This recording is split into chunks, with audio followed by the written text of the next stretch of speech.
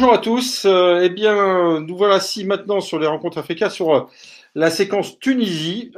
Tunisie qui est le pays de proximité, qui est le pays que peut-être les Français connaissent le mieux, puisque je crois que c'est l'un des pays dans lequel il y a le plus d'entreprises françaises qui sont implantées. On va demander la confirmation à Abdelbasset Ganmi, qui est le directeur général de Invest in Tunisia, et avec un très joli panel je vais vous présenter dans quelques instants.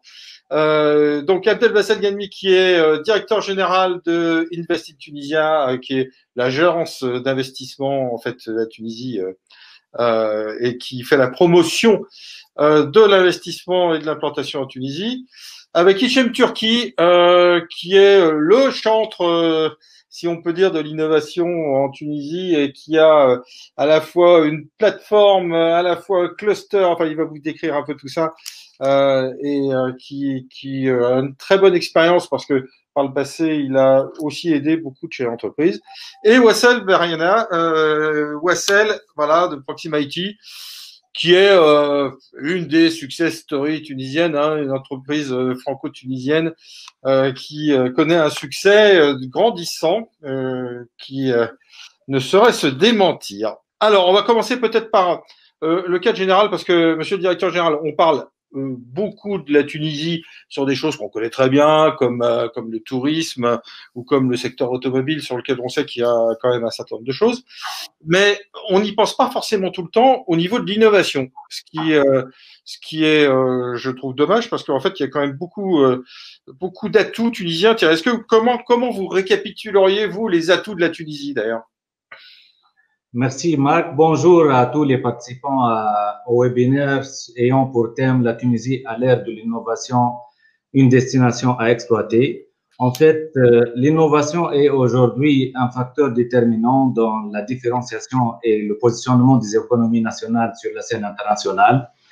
Sur le plan des IDE, le dynamisme de l'écosystème de l'innovation nationale, en fait, s'impose comme un critère de choix essentiel pour les activités à forte valeur ajoutée, mais également pour les activités de production traditionnelles qui tendent à se moderniser. Sur le plan des exportations, l'innovation est un atout marketing pour l'image des biens et services produits dans le pays. La Tunisie actuellement est bien identifiée comme un pays d'innovation dans les principaux classements internationaux et dispose d'un atout réel sur ce volet dans la région Moyen-Orient et Afrique du Nord.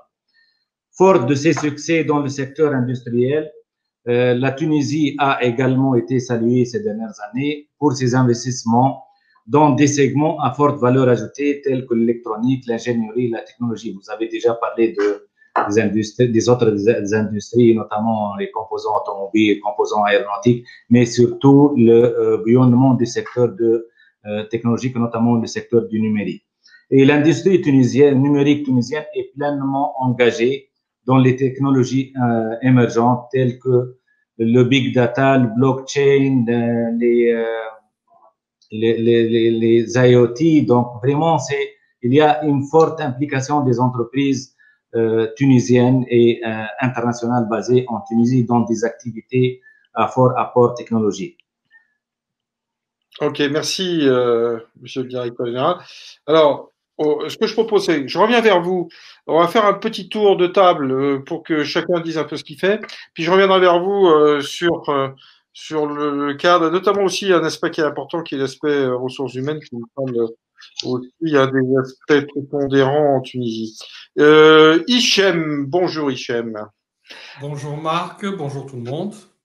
Alors, est-ce que tu peux présenter un petit peu tes activités? Alors, excusez-nous, on connaît un peu avec Hichem depuis de nombreuses années, donc je me permets de le tutoyer. Mais ce n'est pas à part manque de respect, au contraire. Donc, est-ce que tu peux nous présenter tes activités et ton pôle, s'il te plaît? Bonjour tout le monde. Donc, Novation City, c'est un pôle de compétitivité en Tunisie, à Sousse exactement. Et puis, nous avons comme mission de développer la coopération entre l'enseignement supérieur, la recherche et l'industrie et l'entreprise en général, dans le domaine de la mécatronique notamment. Globalement, nous sommes une société qui gère trois espaces d'activité économique de première qualité. Donc, nous gérons un technoparc spécialisé en mécatronique où il y a une école d'ingénieurs, il y a un centre de recherche en nanotechnologie, en microélectronique. Nous avons aussi un espace pour tout ce qui est prototypage rapide, un centre de ressources technologiques, au fait, qui est à la disposition des entreprises. Et nous avons, bien entendu, tout l'écosystème pour essayer de développer l'innovation avec le développement notamment des startups à travers un incubateur et une pépinière, un accélérateur, enfin, tout ce qui est nécessaire pour développer les startups. Par ailleurs, nous attirons plein d'entreprises qui s'implantent sur nos parcs, que ce soit au niveau de la technopole ou bien dans le parc de services ou bien dans la zone industrielle, donc pour la production. Donc, toutes ces entreprises arrivent chez nous parce que nous avons un développement assez intéressant à travers l'écosystème. Et puis, nous avons aussi de la disponibilité de ressources humaines. Et nous travaillons surtout pour essayer d'être au service des entreprises et leur offrir une qualité d'espace et d'environnement très intéressant pour leur développement. Voilà ce que nous faisons. Oui. Est-ce qu'on peut prendre un exemple? Je sais pas, est-ce que tu peux prendre un exemple d'une entreprise ou dans un secteur d'activité que tu auras accompagné et qui utilise un peu toute la chaîne de valeur? De toute manière, là, on a avec nous Wassel, Brian, du Proxim Group. Ça a démarré en tant que start-up au niveau de la pépinière Innovation City. Et maintenant, c'est devenu vraiment un groupe de développement qui est présent sur la Tunisie, mais notamment qui est présent essentiellement à l'international, que ce soit en Europe, en Afrique ou dans le Moyen-Orient. Et puis, il va nous présenter un peu ce qu'il aurait fait. La cible des entreprises que tu vises, c'est des entreprises IT, parce que enfin mécatronique, c'est assez vaste, hein, c'est très large. Ouais. Alors, déjà, on travaille avec notre cluster, qui est un cluster national en Tunisie. Nous avons, disons, défini trois grands axes. Nous avons défini l'axe de l'industrie 4.0. Nous avons défini l'axe des Smart Cities. Et maintenant, avec le Covid, donc, nous avons défini aussi l'axe du device pour tout ce qui est device pour la médecine et le health, en fait, healthcare. Donc, à partir de là, nous travaillons sur ces trois axes. Et bien entendu, nous travaillons du plastique vers la mécanique et vers l'électronique et vers le digital. Donc, l'intelligence artificielle, l'IoT, tout ça, tous ces secteurs d'activité sont les activités qui se développent dans notre environnement. On parle beaucoup en France, alors je sais pas si toi tu le ressens après dans ton activité, mais du rapatriement de sous-traitance chinoise ou de co-traitance chinoise vers des pays plus proches, notamment la Tunisie. Est-ce que toi tu le sens dans ton activité? Exact. Nous avons beaucoup de demandes par rapport à ça. Effectivement, nous avons des entreprises déjà qui s'implantent, qui étaient en Chine, mais qui développent aussi des entreprises actuellement de plus en plus en Tunisie. Mais surtout pour les donneurs d'ordre aussi, qui s'intéressent beaucoup plus aux entreprises tunisiennes. Et c'est pour ça que d'ailleurs on travaille sur l'industrie 4.0, parce que c'est un élément qui est important pour pouvoir répondre à cette nouvelle demande qui arrive justement et sur laquelle il faut vraiment qu'on se positionne et qu'on soit prêt. Merci. Donc, actuellement, je peux vous dire que j'ai pratiquement une dizaine de demandes d'implantation au niveau de la production notamment sur les zones industrielles pour des entreprises c'est une relocalisation si on peut dire. Relocalisation dans un espace euro-africain. Wassel, bonjour tout le monde. Wassel est président de Proxim IT. Ça fait quoi Proxim IT, Wassel? Ça s'appelle Proxim Group aujourd'hui parce qu'on est devenu effectivement un groupe. Le nom Proximity, quand on avait démarré en 2006, c'était proximité dans l'IT, c'est un jeu de mots. Effectivement, depuis, on a bien évolué parce qu'aujourd'hui, on a des implémentations graphiques aux Émirats Arabes Unis, en France, bien sûr, notre marché historique, et il y a un grand centre de développement et d'innovation à Sousse, à Innovation City, comme l'a mentionné ici Hichem. Donc voilà, on est vraiment sur trois marchés, Europe, européen, africain et Moyen-Orient, avec un mélange de d'offres de services, mais également des solutions, notamment dans le secteur bancaire et assurance, et des prestations de services sur le secteur SmartGav et secteur Startup Innovation. Combien de personnes aujourd'hui, Proxim Group? 200 à Sousse, 220 dans le monde, et avec un grand plan d'investissement également en France, puisqu'on devrait passer fin 2021 à 250 partout et dans une trentaine à Paris. D'accord.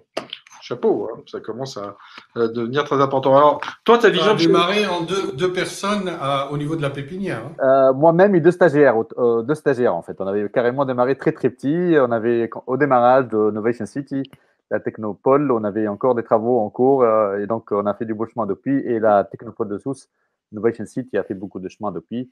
Et c'est vraiment un modèle pour moi, une consécration de dire on est capable d'avoir de l'innovation à 2 heures de l'Europe, à 1 heure de l'Europe, mais aussi en Afrique, puisqu'on a également des clients qui sont en Afrique subsaharienne, en Afrique du Nord, et également des clients au Moyen-Orient. Donc c'est vraiment une consécration de modèle. Juste par la petite histoire, l'Afrique, le nom Afrique vient de Efriqiya, qui est l'ancien nom de la Tunisie. Donc, on est vraiment géographiquement, mais également par business, c'est un peu le modèle Proxim au carrefour de ces 3 marchés, Europe, Moyen-Orient et Afrique. Alors, toi qui as une vision transversale qui est implantée sur plusieurs marchés, notamment sur le marché français, alors, même si tu vas pas me dire le contraire aujourd'hui, est-ce que tu arrives encore, parce que je pense dans l'innovation, mais dans ton métier, je pense que le principal, c'est les ressources humaines. Hein, on reposera la question au directeur général après, mais c'est vraiment le facteur clé. Est-ce que tu trouves encore aujourd'hui, est-ce que tu as encore aujourd'hui les ressources humaines qui vont bien? Parce qu'on sait très bien qu'en France, dès qu'on parle IT, on dit ouais mais c'est la guerre quoi. On n'arrive plus. Alors en fait, on a la chance à moins de 20 km d'ici, on a 4 écoles d'ingénieurs en IT. On a 6 écoles d'ingénieurs en IT, 2 privées et 4 publiques. Donc en moins de 20 km, autant dire qu'on n'a vraiment aucun mal à recruter. Et quand je dis recruter, notre campagne de recrutement de l'été, on a eu 800 candidats pour nous rejoindre. Donc, il y a le côté brand de l'entreprise, mais également le côté vivier de ressources humaines qualifiées qui est très, très intéressant.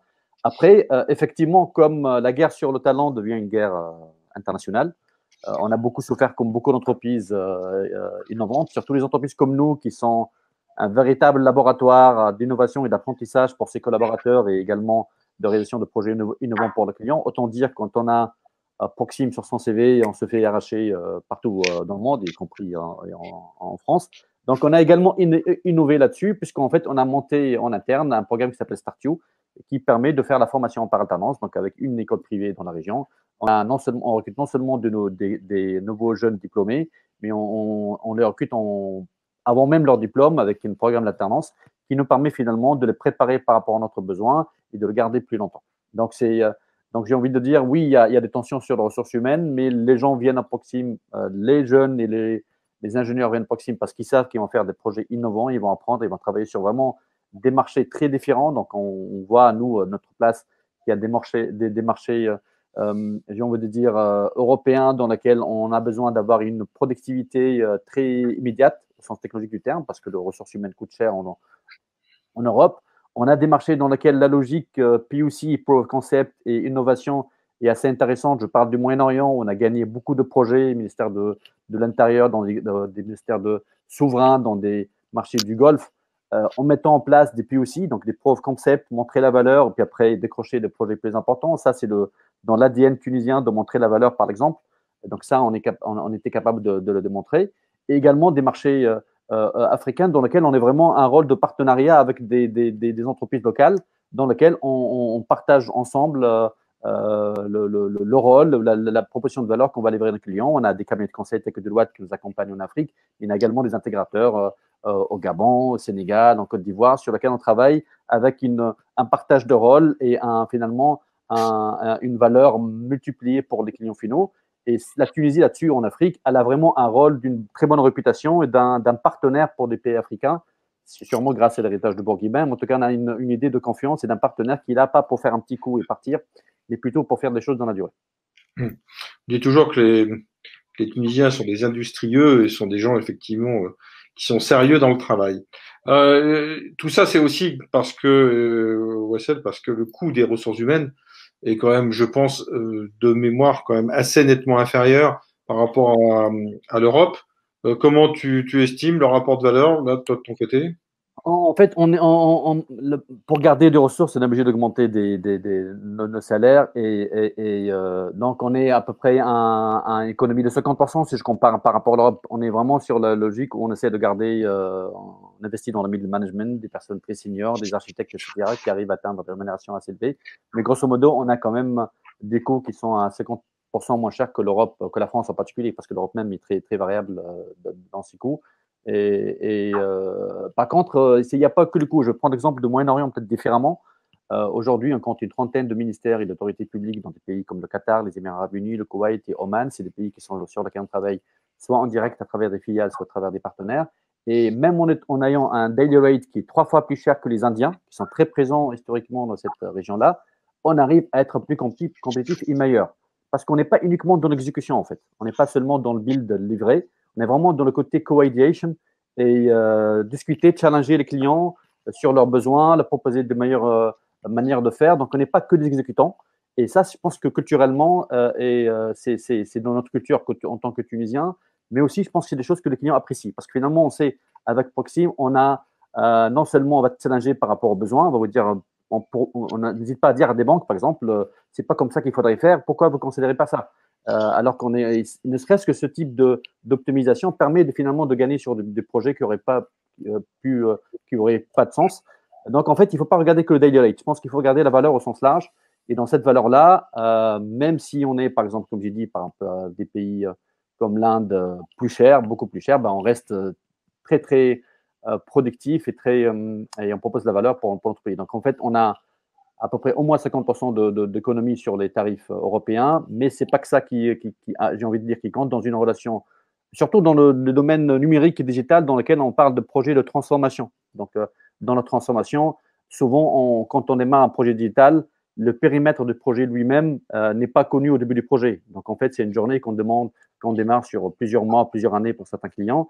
Et cette journée-là, elle est enrichie, contient un rôle de prise d'initiative et de transparence et d'agilité et de challenging mutuel qu'on a avec nos clients. Et ça, culturellement, non seulement la Tunisie, on a une proximité culturelle, mais je dirais même une adaptabilité culturelle. On travaille par exemple avec des Suisses allemands. Autant dire qu'on penserait que les Tunisiens africains seraient culturellement très différents des Suisses allemands. Et malgré ça, on arrive à faire des livraisons avec des timelines très agressifs et des solutions qui sont dans le open banking, donc des choses très, très challenging du point de vue technique, parce qu'il y a vraiment cette adaptabilité et cette agilité dans les échanges. Bien, monsieur le directeur général, ressources humaines, c'est quand même la clé pour l'innovation, pour le développement. Mais il n'y a pas que, parce que je suppose que vous avez dû mettre en place, vous, une espèce de batterie d'avantages divers et variés pour attirer les entreprises européennes ou africaines, d'ailleurs, enfin, quelles que soient les entreprises étrangères, dirons-nous, sur votre sol. Quelle est votre stratégie là-dessus? Bien sûr, tout à fait. Ça a été déjà démontré par M. Russell. Donc, le principal atout de la Tunisie, c'est les ressources humaines. C'est un concentré de talents à des coûts compétitifs. On a plus de 60 000 nouveaux diplômés par an, dont 18% des diplômés sont issus des filières de l'ingénierie, des sciences et d'éthique. La Tunisie est classée deuxième pays au monde en termes de diplômés en sciences et en ingénierie.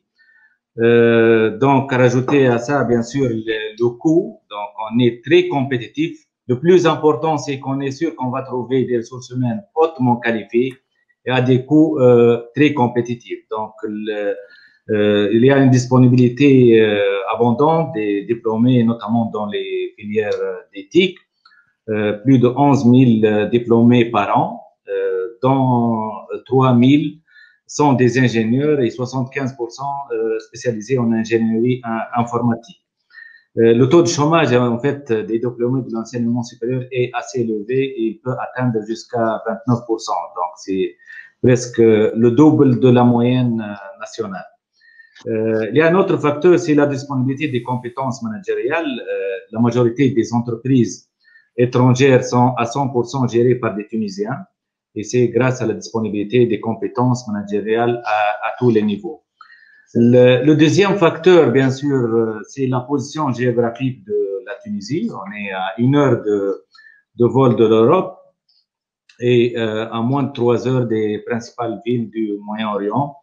On a un statut de partenaire avancé avec l'Union européenne, des accords de libre-échange avec plusieurs pays et régions, notamment l'accord d'Agadir qui regroupe 4 pays, en plus de la Tunisie, le Maroc, l'Égypte, la Jordanie, des accords de libre-échange avec nos voisins, et on a l'intention de renforcer notre intégration dans l'Afrique. On vient de joindre donc pour devenir le membre du COMESA, donc c'est l'Afrique de l'Est et du Sud et de l'Est, pour un marché de plus de 625 millions de consommateurs. On va intégrer également la zone de libre-échange prochainement de la CEDEAO, donc c'est ajouté à ça 325 millions de consommateurs. Et on a une intégration régionale et internationale, donc avec 52 conventions de non-double imposition et 54 bilatéraux de promotion et de protection des investissements. Mais pour l'innovation, je pense le plus important également est le cadre légal qui est favorable. Donc, on a mis en place le Startup Act, qui est en fait un fonds de start-up de 100 millions d'euros qui vise à faire de la Tunisie une Startup Nation au carrefour de la rive sud de la Méditerranée, de la région MENA et de l'Afrique. Une série de 30 mesures spécifiques destinées à simplifier les procédures administratives et faciliter l'accès aux fonds pour les startups. Cette loi a remporté le prix du meilleur programme pour la catégorie climat des affaires lors du SMSI, donc 2020. La Tunisie a été classée 23e meilleur programme visa destiné aux startups, première dans la région Afrique du Nord et Moyen-Orient. SWIBO, qui est le Startups Without Borders 2020. Rajouter à ça aussi le cadre de l'investissement favorable en Tunisie, donc l'investissement, une liberté d'investissement de la majorité des secteurs, une simplicité des procédures administratives et aucune restriction pour le transfert des bénéfices du capital et des plus-values, la protection de la propriété intellectuelle et les facilités d'importation et d'exportation avec des procédures douanières simplifiées et une série donc d'incitations substantielles aux activités à forte valeur ajoutée, des primes d'investissement de 15%, et des primes pour la capacité de l'employabilité, les réductions des taux d'impôt sur les bénéfices, primes d'investissement dans les zones de développement régional qui peuvent atteindre jusqu'à 30%, et la possibilité d'employer 30% de cadres étrangers jusqu'à la 3e année. Ça, c'est tout fait que la Tunisie dispose d'atouts indéniables pour accueillir des activités à forte valeur ajoutée. Oui. C'est Noël chez vous. Noël approche, donc c'est. Ah, mais c'est vrai.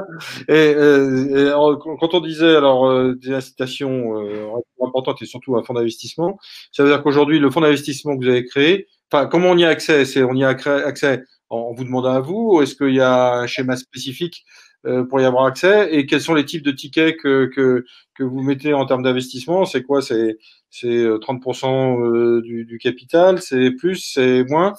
Comment ça se passe? Vous savez, il est géré par donc une équipe qui est dédiée. Et les startups, ils doivent avoir le label. Donc, on a vu l'émergence de centaines de startups labellisées. Et ils commencent tous comme Proxim IT et après, ils sont en train de se développer à l'échelle internationale. Donc, vraiment, on a constaté, en fait, l'innovation était au cœur de la gestion du Covid-19. La Tunisie a vu beaucoup d'initiatives, en fait, se développer pour lutter contre cette épidémie et qui confirment la capacité de réaction par rapport à l'innovation du pays. Un certain nombre d'entreprises, dont celles étrangères, ont d'ores et déjà contribué à l'effort national. Certains ont pris la forme de dons ou encore réorientation de leur appareil productif afin de fournir du matériel et des solutions au secteur de la santé.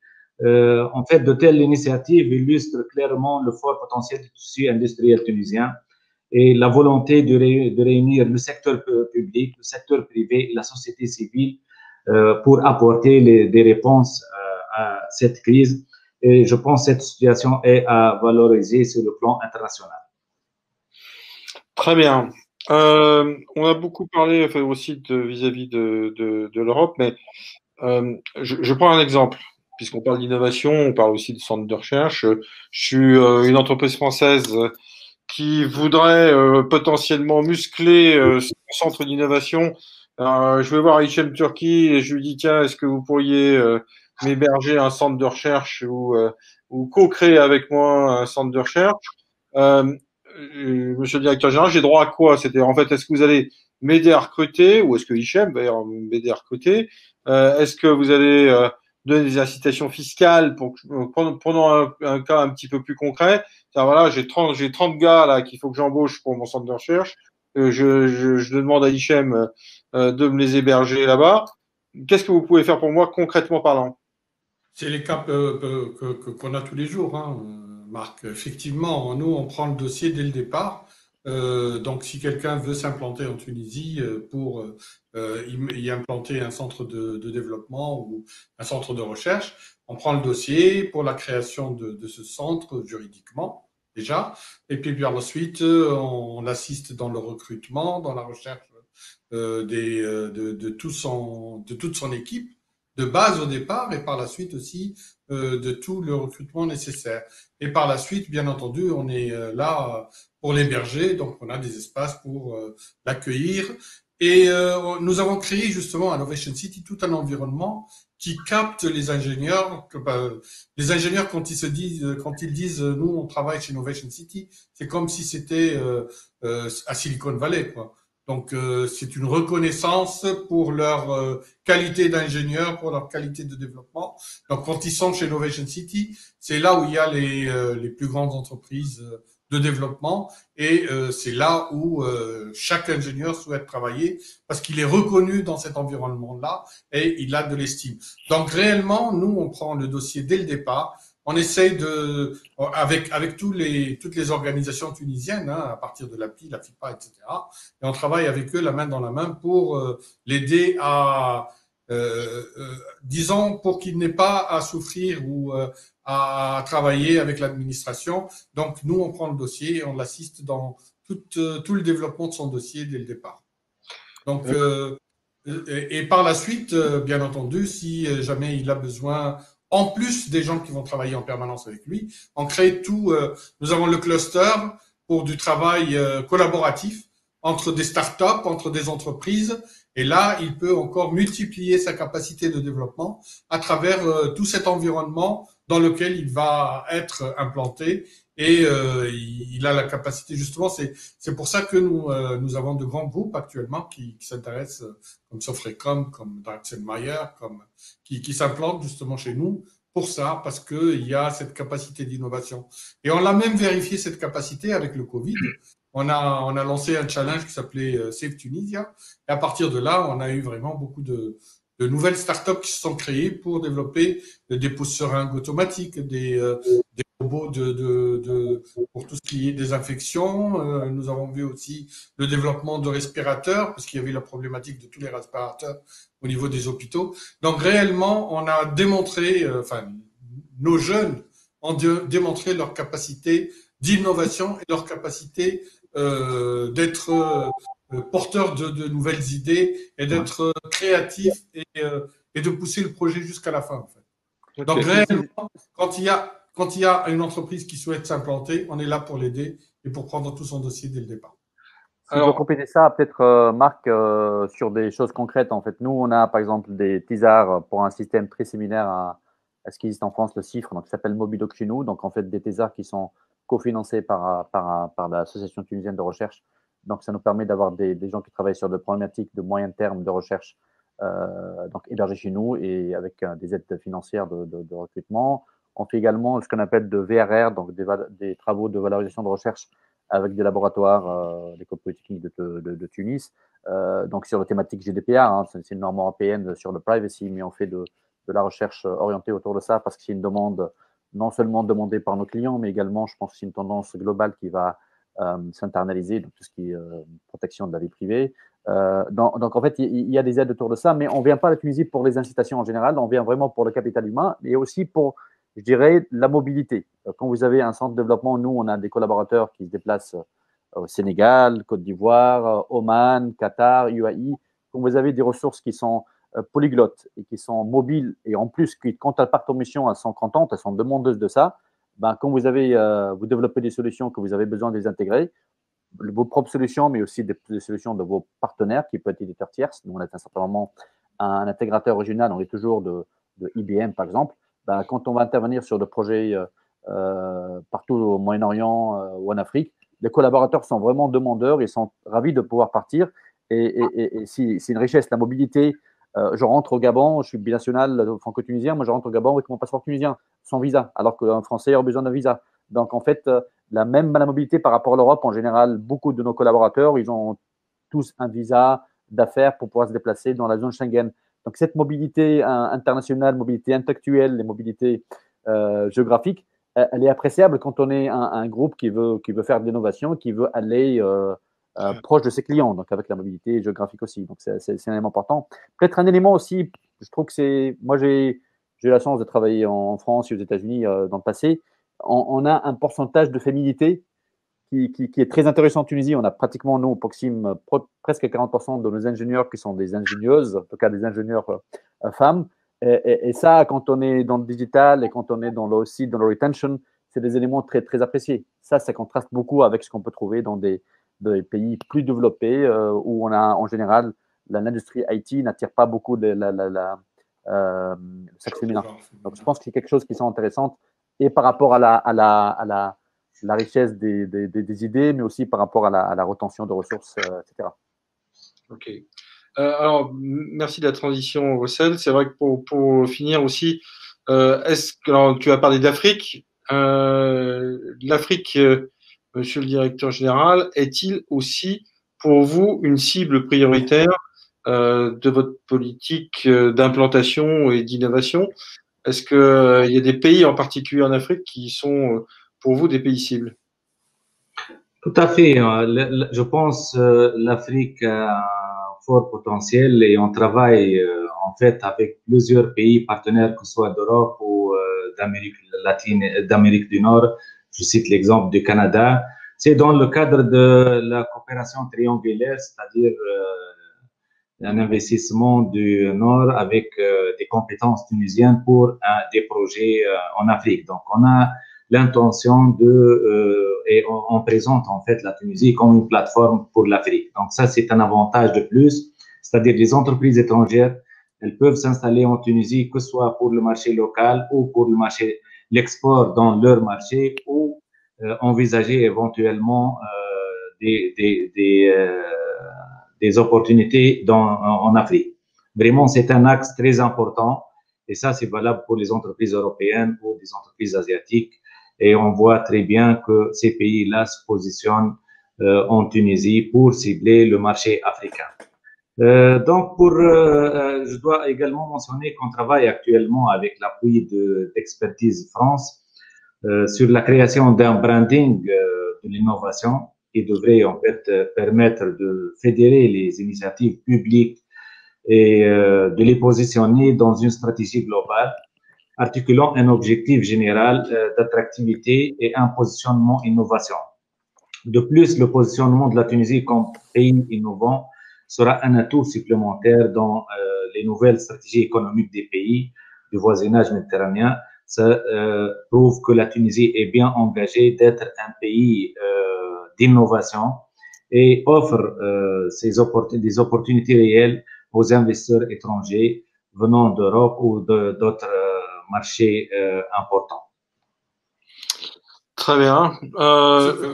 Oui, vas-y, je peux rajouter un petit mot, c'est-à-dire que nous aussi, dans notre programme de développement des startups, on les accompagne sur les marchés africains, on les accompagne là où il y avait des salons. Maintenant, avec le Covid, c'est plutôt des webinaires, mais sinon, On a participé avec plusieurs startups locales sur des salons au niveau du Rwanda, au niveau de la Côte d'Ivoire et un peu partout en Afrique pour justement déjà présenter tout le savoir qui est développé en Tunisie, mais surtout pour être partenaire sur ces marchés-là et comme l'a dit Wassel, c'est-à-dire s'y implanter et développer des choses, voire avec des partenaires européens qui travaillent déjà avec certaines startups de Novation City et qui ont la volonté de développer encore plus leurs activités sur l'Afrique. Donc réellement, l'Afrique pour nous aussi